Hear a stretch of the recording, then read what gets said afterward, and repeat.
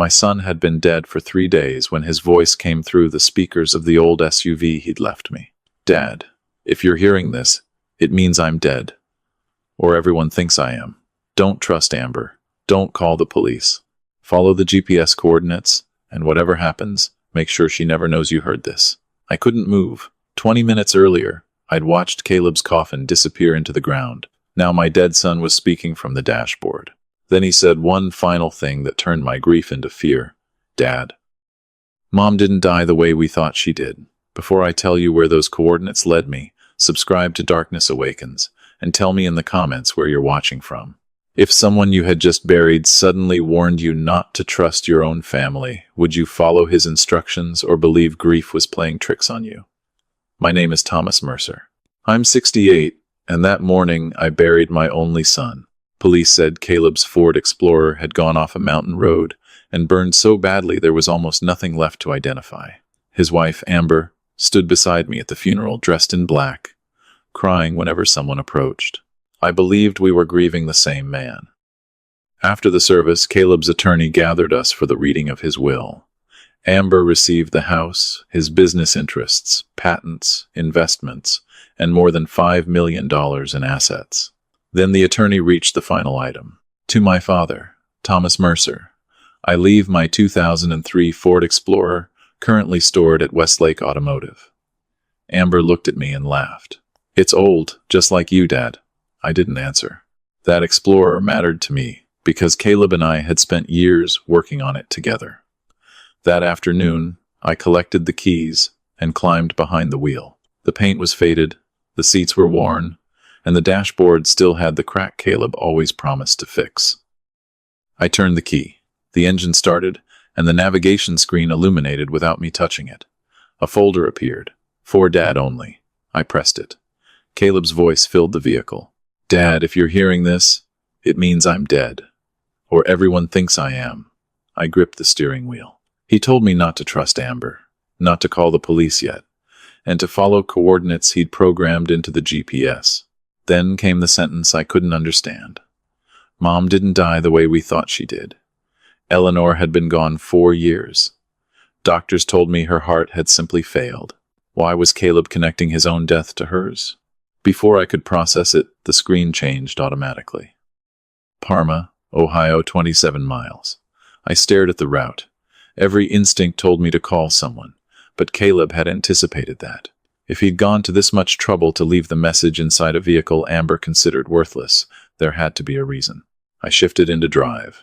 The GPS led me away from the city and into an industrial district lined with warehouses and empty lots. With every mile, the funeral seemed less real, and Caleb's warning more urgent. Don't trust Amber. 27 miles later, the navigation directed me onto a narrow road, ending beside a rusted warehouse, surrounded by chain-link fencing. No sign, no lights, no cars. Destination reached, the GPS announced. I killed the engine. For almost a minute, I remained behind the wheel, wondering whether I was about to discover that grief had made me desperate enough to chase a message from a dead man. Then I noticed something in the dirt. Fresh tire tracks. They passed through the half-open gate and disappeared beneath the warehouse door. Someone had been here recently. I took Caleb's funeral photograph from my jacket, looked at his face one more time, and stepped outside. The evening air was cold. I crossed the yard until I reached the metal door. My hand closed around the handle. 3 days earlier, police had told me Caleb Mercer died inside a burning vehicle. His coffin had been sealed. His wife had inherited millions. And now a recording made before his death had brought me to an abandoned warehouse with one impossible warning. Everyone might only think he was dead. I pulled the door upward and stared into the darkness. I thought I had come there to learn why my son died. I was seconds away from finding the first proof that Caleb might never have died at all. The warehouse door groaned as I pulled it upward. For a few seconds, I saw nothing but darkness. Then I found a switch beside the entrance and flipped it. Fluorescent lights flickered overhead, revealing a space far too clean to be abandoned. There were tools arranged along one wall, electrical equipment on a workbench, and in the center of the floor sat a large vehicle covered by a black tarp. I stopped breathing. Whatever Caleb had sent me here to find was underneath it. I walked closer and grabbed the fabric. One hard pull sent the tarp sliding onto the concrete. A black Ford Explorer stood in front of me. At first, I didn't understand why that mattered. Then I recognized the scratch beside the rear wheel, the custom roof rack, and the small engineering decal Caleb had placed inside the windshield. My legs nearly gave out. This was Caleb's Explorer. The same vehicle police said had gone over the ravine and burned with my son trapped inside. I approached slowly and placed my palm against the hood. Cold metal, perfect paint. No fire damage, no crushed panels, nothing. I walked around it twice, searching for some detail that would prove I was mistaken. I wasn't. I had helped Caleb replace the rear suspension myself. I knew the aftermarket bolts he'd used. I crouched beside the wheel and saw them exactly where they should be. Jesus, Caleb. If his real Explorer was sitting untouched in Parma, then another vehicle had burned in that ravine. And if another vehicle had burned, I had to ask the question. I was almost afraid to think, whose body had we buried? The driver's door was unlocked. Inside, everything smelled familiar leather, machine oil, and the cedar air freshener Caleb always bought.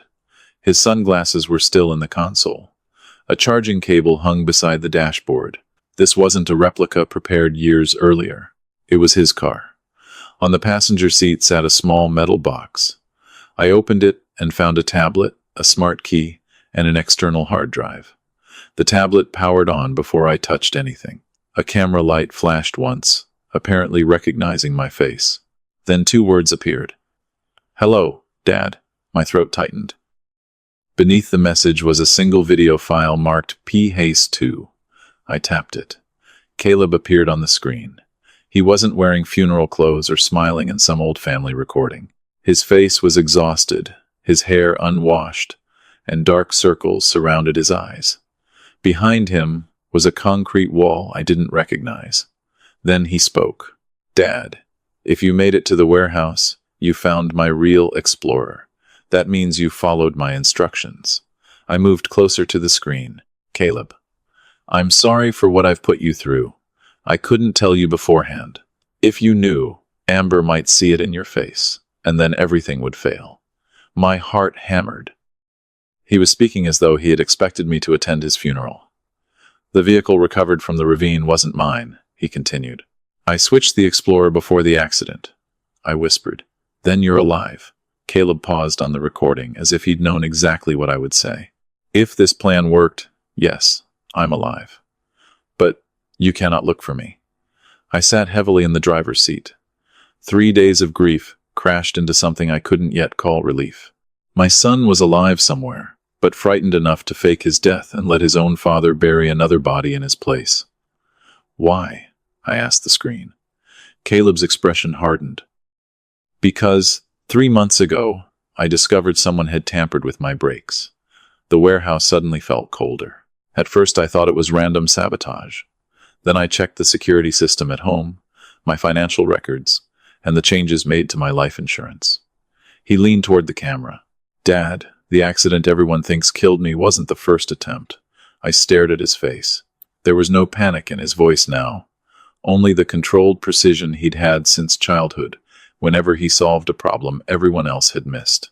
"I started watching Amber," he said. "And I found out she was hiding something from both of us."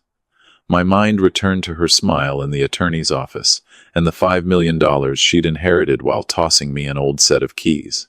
Caleb reached toward something outside the camera frame and placed a thick folder on the table in front of him. "What I'm about to show you explains why I had to die, Dad. And when you see who Amber has been working with, you'll understand why I couldn't trust the police yet, or even tell you the truth."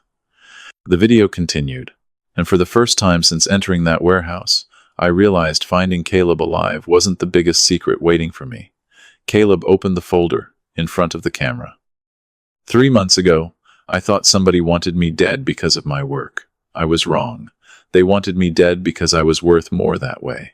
He held up a copy of a life insurance policy, $4.8 million. My eyes stopped on the number. Caleb continued. "Amber increased the coverage 11 months ago. I signed some of the paperwork, but I didn't know she'd added an accidental death provision." "Amber?" I whispered. Even after everything I'd seen, part of me still wanted another explanation. Caleb gave me none. If I died naturally, she collected the base amount. If I died in an accident, the payout nearly doubled. He placed another document beside it. Then I found this. It was a photograph taken from our home security system. Amber stood beside a tall man near the rear entrance of Caleb's house. I recognized him immediately. Dr. Harrison Blake. Blake had treated Eleanor during the final months of her life. He had attended her funeral. He'd even put his hand on my shoulder and told me there was nothing anyone could have done. On the video, Caleb said, Amber told me Blake was helping her with a charity project. That was a lie. They've been seeing each other for more than a year. More photographs appeared: Amber entering Blake's car, the two of them meeting at a hotel, Blake visiting the mansion while Caleb was supposedly traveling for work. An affair doesn't prove attempted murder, Caleb said, so I kept digging. He displayed photographs of the Explorer's braking system. One line had been deliberately damaged in a place ordinary wear wouldn't explain. A mechanic's report confirmed it. The first failure happened on my way home from Columbus. I got lucky. I was going slowly when the pressure dropped. I stared at the Explorer around me. After that, I stopped eating or drinking anything Amber prepared for me, moved my important files outside the house, and started monitoring her communications. Caleb's face tightened. That's when I heard her and Blake discussing the insurance. He played a short audio clip. Amber's voice came first. It has to look accidental, Blake replied. Then stop rushing me. One mistake, and nobody gets paid. My hands curled into fists. Caleb paused the recording. That's when I knew the brakes weren't an accident. He explained that confronting Amber would only warn her. Going openly to the police also risked exposing how much he knew before he could document the entire scheme. So he created another option. He found an Explorer matching his own model and prepared a staged crash designed to convince Amber that the murder she'd been planning had finally succeeded. The details were ugly, Dad. I won't pretend otherwise. But I needed Amber to believe she'd won. My stomach tightened as I remembered the sealed coffin. You let me bury you. Caleb lowered his eyes. I know. For the first time, his controlled voice cracked. I'm sorry. But if Amber believed you knew I was alive, you'd become leverage against me. I needed your grief to be real, because she knows you too well. I wanted to be furious. Instead, I understood why Amber had watched me so carefully at the funeral. She hadn't been mourning Caleb. She had been checking whether I believed he was dead. Caleb continued. The moment the accident was reported, Amber began moving faster. She's already started the insurance claim and accessing assets she couldn't fully control while I was alive. That's why Phase 2 matters. People become careless when they think they've won. I looked at the tablet, then at my son's untouched Explorer. Where are you? I asked. Again, the recording seemed to anticipate me. Don't try to find me. I'm safe for now. What I need is for you to follow the evidence. Caleb reached for the external hard drive inside the metal box. Everything I've collected is here. Financial transfers, insurance changes, surveillance clips, Blake's connection to Amber. But there's something else you need to see before you decide whether to help me. A new folder appeared on the tablet. My breath caught when I read the name printed across it. Eleanor Mercer. Caleb stared directly into the camera. Dad, what Amber and Blake tried to do to me didn't begin with me. I felt the cold warehouse air against my face. What does your mother have to do with this? Caleb lowered his voice. For 4 years, you blamed yourself for Mom's death. Before you leave this warehouse, you're going to learn why you never should have. The name Eleanor Mercer remained on the tablet screen while I stared at it. 4 years earlier, my wife had died in our bedroom after months of weakness, chest pain, and exhaustion. Dr. Harrison Blake called it heart failure. I believed him. Caleb opened the folder. Dad, I found this recording when I went through Mom's belongings last year. Eleanor's voice came through the speakers. Weak, tired, unmistakable. Thomas, I felt sick again today. My chest is tight and my vision keeps blurring. Amber made that Earl Grey tea again. It tasted bitter this time, but she said the herbs would help me sleep. The recording ended. I couldn't breathe. I hadn't heard Eleanor's voice in years. Suddenly, I was back beside her bed, holding her hand while she apologized for being tired. I had spent 4 years believing I'd failed to notice how sick she was. Caleb appeared again. When I heard that recording, I remembered something.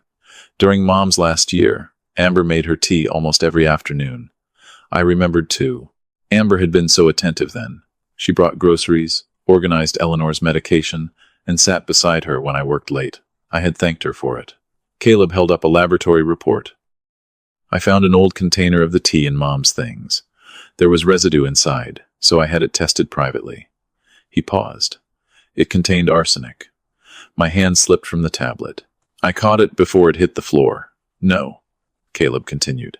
Not enough to kill her immediately. Small, repeated doses. Enough to make her weaker over time and create symptoms that could be blamed on her heart.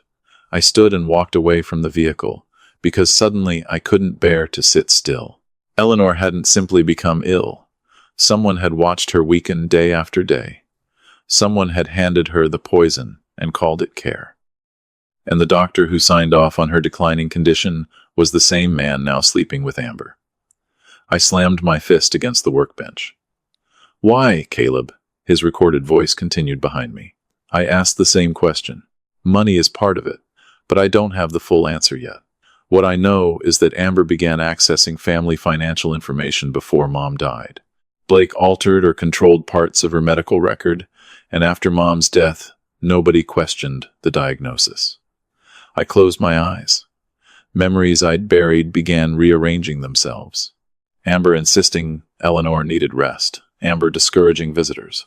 Blake telling me additional testing would only make Eleanor uncomfortable. Every act of concern now looked different.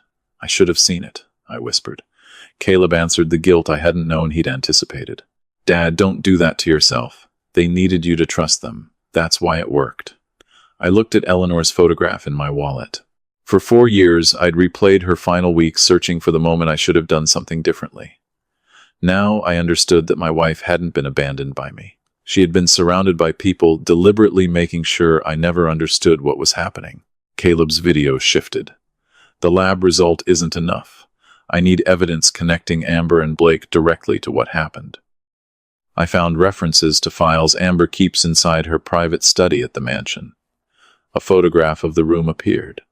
Behind the large painting is a concealed compartment. There's a memory card inside containing copies of transactions, communications, medical files, and recordings she thinks nobody knows about. Then, send the police, I said instinctively. Caleb shook his head on the recording. Not yet. If Amber realizes I'm alive or knows what I've found, she'll destroy everything and disappear.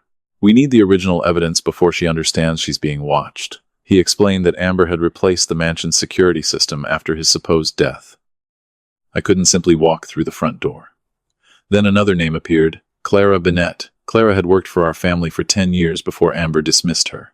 Clara still has access through an old service passage Amber doesn't know about, Caleb said. She'll help you get inside. My stomach tightened. You want your 68-year-old father breaking into your house? For the first time in the video, Caleb almost smiled. No, Dad.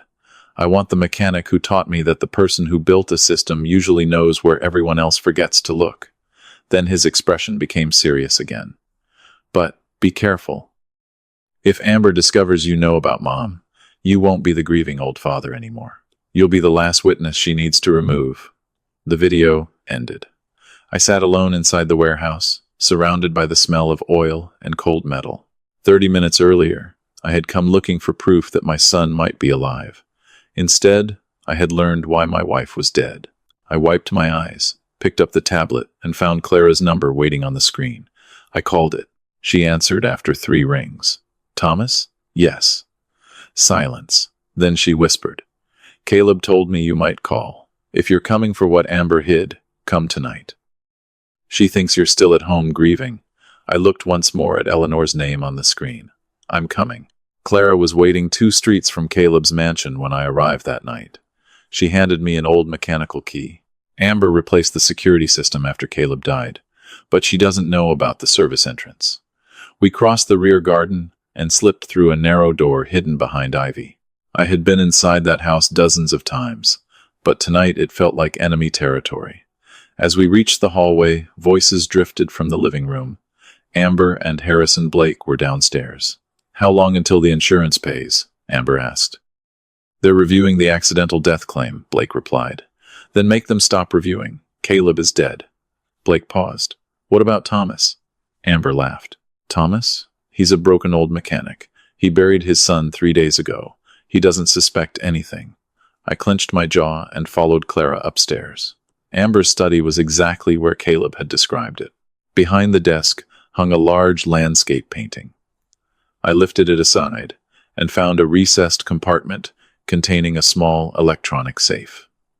Caleb had given me one possible code. I entered Eleanor's birthday. 0427. The lock clicked. Inside were several envelopes, 2 small glass vials, a black memory card, and a leather notebook that made my hands begin to shake. I recognized it before I touched it. Eleanor's journal. I opened to the final months of her life. The handwriting grew weaker with every page. March 8. Sick again after Amber's tea. March 19. Harrison says I don't need more tests. He speaks to Amber before he speaks to me. Then I reached an entry written 3 days before Eleanor died. "I know Amber is putting something in my tea. I can't tell Thomas. She said Caleb could have an accident if I make trouble. If something happens to me, protect our son." I stared at those words until they blurred. Eleanor hadn't remained silent because she didn't trust me. She had remained silent because Amber had threatened our child. For 4 years, I had blamed myself for failing my wife while she had been trying to save our son. Clara touched my shoulder. "Thomas, take what Caleb needs. We have to leave." I slipped the journal and memory card into my coat. I photographed the vials but left them where they were. Taking everything would tell Amber immediately that someone had found the compartment. Then footsteps sounded on the staircase. "Blake? Amber?" he called. "Did you leave something upstairs?" Clara switched off my phone screen and pulled me toward the door. We entered the hallway just as Blake reached the 2nd floor. For one terrible second, his shadow stretched across the wall ahead of us. Clara opened a narrow service panel beside the linen closet. We slipped inside and closed it quietly. Blake's footsteps passed only a few feet away. I could hear him enter Amber's study. Clara and I descended the hidden staircase and exited through the service door. We didn't stop until the mansion was behind us. Back inside the Explorer, I pulled Eleanor's journal from my coat. "She knew," I said. Clara lowered her eyes. "She tried to warn me once. I thought the medication was confusing her." "We all did. I started the engine." Caleb had asked me to retrieve one memory card. Instead, I had walked away with my wife's final warning in her own handwriting. 20 minutes later, I stopped beneath the lights of an empty gas station and connected the memory card to Caleb's tablet. 5 folders appeared. Insurance, transfers, Harrison, Eleanor, Caleb. Then another folder appeared beneath them. I stared at the screen. Thomas, Mercer, my own name. I opened it expecting financial records. Instead, the first file was an audio recording made only 9 days earlier. I pressed play. Harrison Blake's voice came through first. "Has the old man started asking questions?" Then Amber answered, "Not yet. But once Caleb is gone, Thomas is next." I stopped the recording. Eleanor was dead. Caleb had been forced to fake his own death. And now I finally understood why my name had its own folder. Amber wasn't waiting to see whether I became a problem. She had already decided I wasn't supposed to survive long enough to become one. I pressed play again. Harrison Blake's voice filled the Explorer. "Has the old man started asking questions?" Amber answered, "No. He still thinks Eleanor died naturally, and after Caleb's funeral, he'll be too broken to notice anything." Blake lowered his voice. "We can't leave him around forever." Amber's reply came without hesitation. "Then take care of him next week. Send him after his wife and son." I stopped the recording. For several seconds, I sat beneath the gas station lights, staring through the windshield. They weren't discussing whether to kill me. They were discussing when. I opened the remaining files. There were copies of my medical history, photographs of my house, notes about my routines, even a list of medications I had taken after Eleanor died. One document was labeled Cardiac Event, Natural Cause. Blake had written instructions beneath it describing symptoms that could make my death resemble a heart attack brought on by grief. I felt no panic, only anger. Eleanor had been poisoned slowly. Caleb had survived an attempt on his life. Now Amber believed one more dead Mercer would close every loose end. I copied the files onto Caleb's tablet and returned the memory card to my coat. Then the GPS screen suddenly flashed red. Unauthorized remote connection. A tracking symbol appeared beside the vehicle icon. Someone was searching for the Explorer. My first instinct was to shut everything down. But another message appeared. Simulation mode available. I almost smiled. Caleb had prepared for this too. Beneath the armrest, I found the hidden switch described on the screen. I pressed it. The GPS began transmitting a false route, showing the Explorer heading toward my old neighborhood while I drove west. If Amber was watching, she would believe the grieving old mechanic was going home. I wasn't. There was only one person I trusted enough to call. Gary Miller. Gary and I had repaired cars together for almost 30 years. He knew engines, electronics, and more importantly, he knew when not to ask questions over the phone. Gary, are you at the shop? Thomas, it's almost midnight. Are you there? A pause. Yeah. Lock the front door. I'm coming. 25 minutes later, I pulled into his repair yard. Gary was waiting beneath the fluorescent lights, gray hair sticking out beneath an old Cleveland Browns cap. The moment he saw my face, he stopped joking. What's happened? I placed Caleb's tablet and Eleanor's journal on his workbench. My son isn't dead. Gary stared at me. What? And Eleanor didn't die from heart failure. I played only enough of the recordings for him to understand. When Amber's voice said Thomas is next, Gary slowly removed his glasses. We call the police. Not yet. Thomas, these people killed your wife, and they think they killed my son. That's why they're careless now. I told him Caleb needed evidence strong enough to connect Amber and Blake directly to the crimes, not just files they could claim were fabricated or misunderstood. Gary paced beside the workbench. So what are you planning? I looked at the tablet. They think I'm old, grieving, and stupid. I want them to keep thinking that. Gary shook his head. That's not a plan. That's bait. Exactly. He stared at me for several seconds.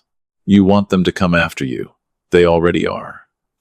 I pointed toward Blake's document describing my future heart attack. The difference is that next time, I want someone listening. Gary's expression hardened. Then we're not doing this alone. He picked up his phone. I know someone who investigates suspicious insurance claims.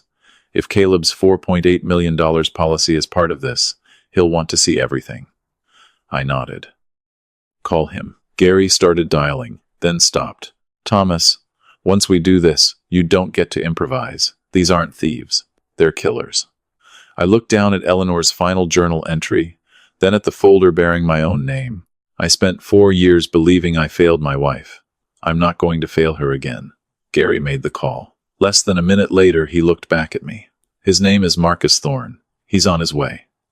I pulled a chair toward the workbench and waited. Amber believed she had already buried my wife, my son, and soon me. What she didn't know was that the old mechanic she'd dismissed as useless had just decided to become the easiest target she'd ever seen. Marcus Thorne arrived at Gary's shop 40 minutes later.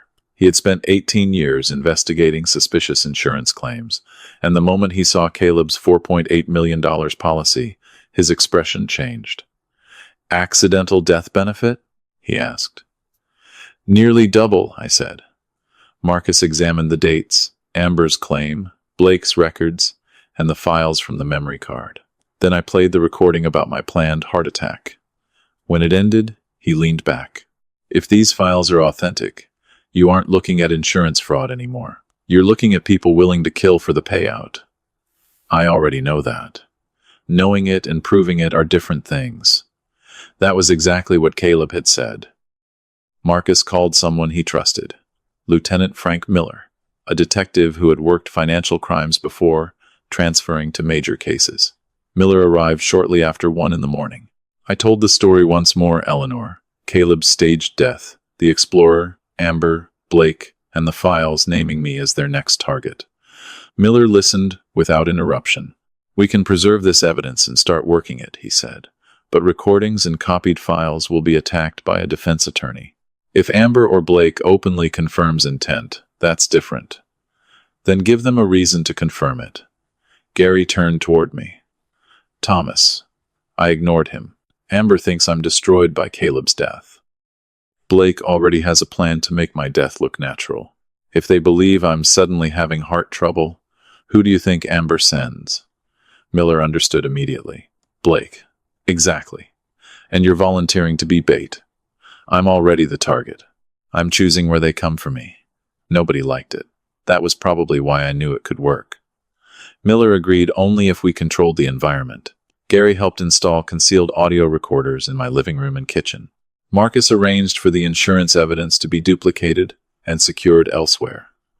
Eleanor's journal and the original memory card would never return to my house. Miller established a team close enough to intervene if anything went wrong, but far enough away that Blake wouldn't notice surveillance. You don't eat anything they bring, Miller warned. You don't drink anything, and if Blake produces a weapon or syringe, you move away and we come in. Understood? Gary looked at me. You say that like you've done this before. I've rebuilt transmissions with springs under more pressure than Blake. Transmissions don't murder people. Then tonight, I'll learn something new. By sunrise, the plan was ready. I returned home and made sure I looked exactly the way Amber expected. Funeral clothes still hanging over a chair, dishes in the sink, curtains closed. I even left Caleb's photograph beside an untouched cup of coffee. At 10:30, Amber called. Dad, how are you feeling? Her concern sounded perfect. Not great, I said. My chest has been bothering me. Silence. Your chest? Probably grief. I'm tired. Have you called anyone? No, I don't want a hospital. Her voice softened. Let me call Harrison. He can come by privately. There it was. I don't want to bother him. Your family, Thomas. Let us take care of you. I almost laughed at the words. Instead, I coughed and made my breathing sound heavier. All right. After we hung up, I checked the recorder hidden beneath the bookshelf. Active. Miller's people were listening. 40 minutes passed. Then a dark sedan stopped outside.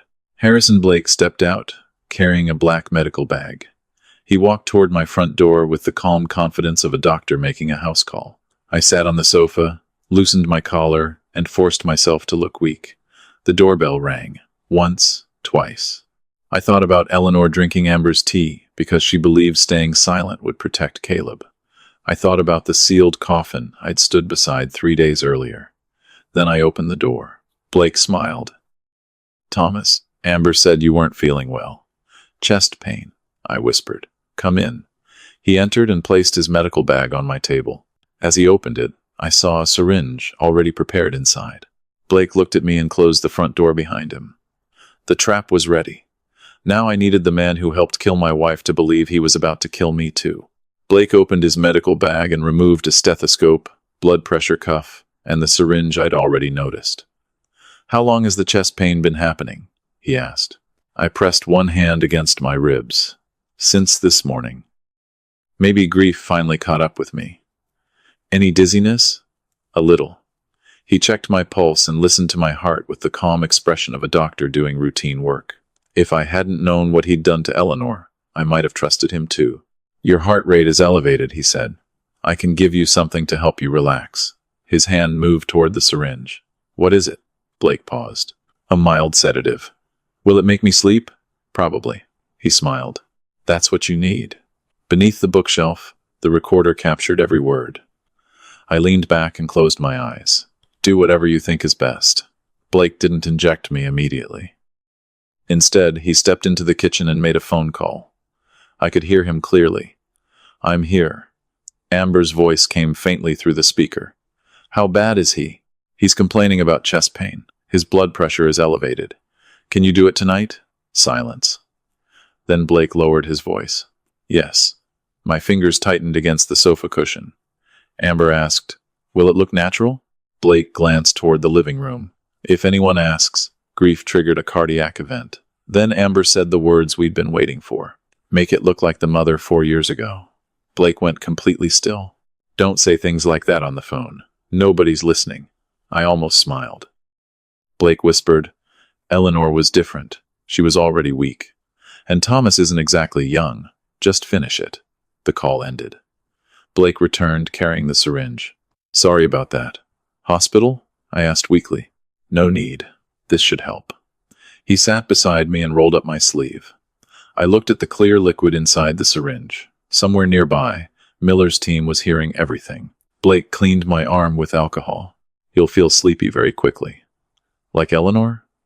His hand stopped. For the first time that evening, the doctor's mask disappeared. What did you say? I opened my eyes.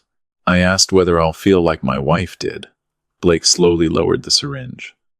Thomas, you're upset. Eleanor drank Earl Grey almost every afternoon during the last months of her life. His face lost color.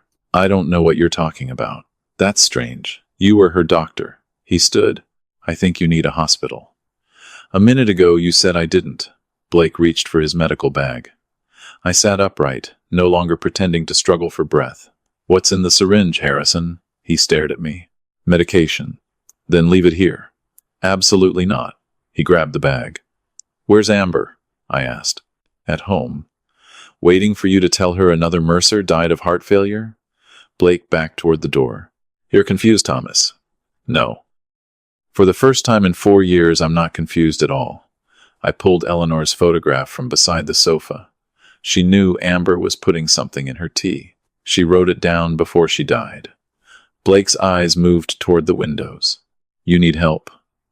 And Caleb knew about the brakes. That stopped him completely. Caleb is dead. Is he? Blake stared at me. I watched the question hit him harder than any accusation. What have you done? He whispered. I listened to my son. Blake turned toward the door. I didn't stop him. That wasn't the plan. We needed him frightened enough to run back to Amber. He pulled the door open and hurried toward his sedan, still carrying the medical bag. Seconds later, Miller emerged from an unmarked vehicle farther down the street. Why didn't you arrest him? I asked. Because now he's going straight to the person we want him talking to. Another officer had already recorded the license plate and begun following at a distance. Miller entered my house and looked toward the hidden recorder. We got the call? Every word. Marcus removed the recording device and checked the file. Amber's voice came through clearly. Make it look like the mother 4 years ago. Gary exhaled. That's enough to bury them. Miller shook his head. Enough to move hard. But if they're scared now, they'll either run or destroy evidence. My phone rang before he finished. Amber. Everyone looked at me. I answered. Hello? Her voice was trembling, but she tried to sound warm. Dad, Harrison said you frightened him. I think we should talk. About what? Everything. I'll come over tonight. I looked at Miller. He nodded once. Amber continued. I'll bring your favorite Earl Grey. Maybe we can finally put all this behind us. I stared at Eleanor's photograph. 4 years earlier, my wife had accepted a cup of tea because she trusted family. Tonight, Amber intended to bring the same ritual back into my house. All right, I said. Come over. Then I ended the call and looked at Miller. The first trap had frightened them. The second one would have to finish them. Amber arrived at 7:40 carrying a box of Earl Grey tea. Harrison Blake followed 10 minutes later. By then, Miller's team was positioned outside, and every recorder inside my house was running. I opened the door, wearing the same tired expression I'd practiced all day. Amber hugged me. Dad, I'm worried about you. I almost admired her. Hours earlier, she'd told Blake to make my death look like Eleanor's. Now, she was standing in my kitchen pretending to care whether I'd eaten dinner. I'm just tired, I said. Sit down, she replied. I'll make tea. Blake watched me from across the room. How's the chest pain? Better. His eyes narrowed. He knew something had gone wrong during his first visit, but he couldn't decide how much I knew. Amber placed 3 cups on the table and opened the tea box. I watched her hands carefully. She poured hot water, turned her back for only a moment, then carried my cup directly to me. Drink. It'll help you sleep. The smell brought me back 4 years to Eleanor's bedroom, her trembling hands wrapped around another cup Amber had prepared. I lifted it toward my mouth, but never swallowed. A small collection pouch hidden beneath my collar caught the liquid as I pretended to drink. Amber watched until I lowered the cup. Better? A little. 10 minutes later, I rubbed my chest. Something's wrong. Blake stood but made no attempt to help. What are you feeling? Pressure. I let the cup fall from my hand and collapsed sideways onto the sofa. Amber rushed toward me, but the fear in her face lasted only until Blake checked my pulse. He looked at her and gave a small nod. I slowed my breathing and kept my eyes closed. Is he gone? Amber whispered. Not yet, Blake said. Give it another minute.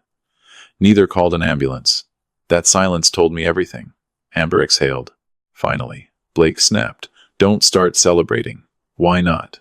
Eleanor is gone. Caleb is gone. Now Thomas is gone. Who's left? My hands wanted to clench, but I kept them loose.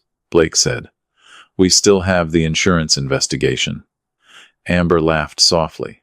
Once Caleb's $4.8 million clears, we disappear. And the patents? Mine. The house, too. Blake lowered his voice. You should have stopped after Eleanor, Amber answered. Eleanor was going to tell Thomas about the tea. What was I supposed to do? My heart hammered. Blake replied, I told you the arsenic had to stay low enough to resemble natural decline. There it was. Not suspicion, not implication. Their own words. Amber said, and Caleb almost ruined everything when he found the brake line, which is why the crash was supposed to finish him. It did. Blake hesitated. I'm not convinced. Amber's voice sharpened.